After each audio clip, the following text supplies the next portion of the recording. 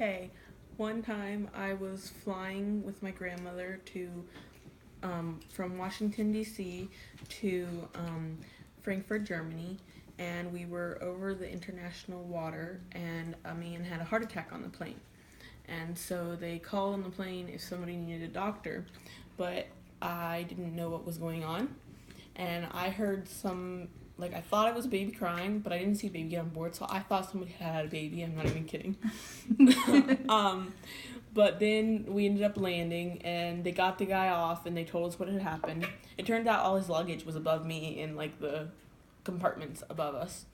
And then they got him off the plane, and then we were going to get back going, and one of the engines wouldn't start.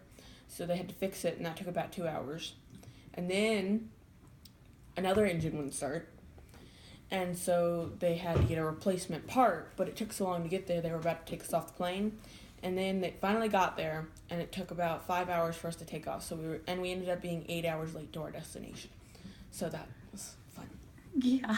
But I thank God, in a way, that man had a heart attack, because if the engine stopped working while we were over the ocean, we could have died. Yeah, definitely. So, yeah. Wow.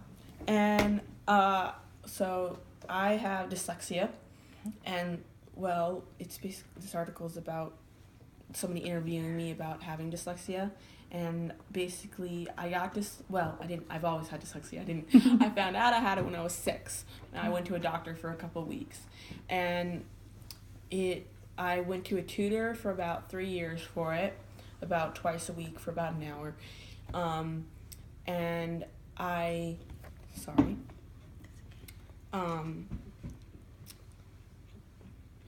but most people, when they have dyslexia, they see letters backwards, and I don't actually see letters backwards. It just takes me about 6 times to read something before I know what I read, or I can't concentrate very easily when I'm around other people when I'm reading, and I get really embarrassed when I have to read it loud, which is why I don't want to read this, because I missay things all the time, and I can never spell correctly. I don't like it, but most people are embarrassed to tell people they have dyslexia, but I don't really care if people know I have dyslexia. I just don't want to have to read in front of people. Mm-hmm. So, yeah. My dream job is to open up a bed and breakfast, so this is about a bed and breakfast at open. I don't have a specific place, but I chose California here. It's basically a bed and breakfast in the country, and it is it could be a new home, and this home is not exactly what I want, but my dad helped me find a picture, and it was just the best picture that we found.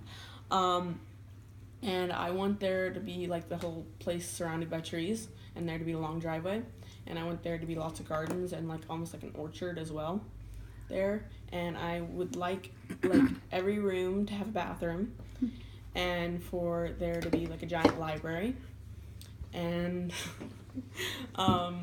for just it to be a very happy place. And I also put in recipes for recipes I actually make, but that could basically be used in the bed and breakfast.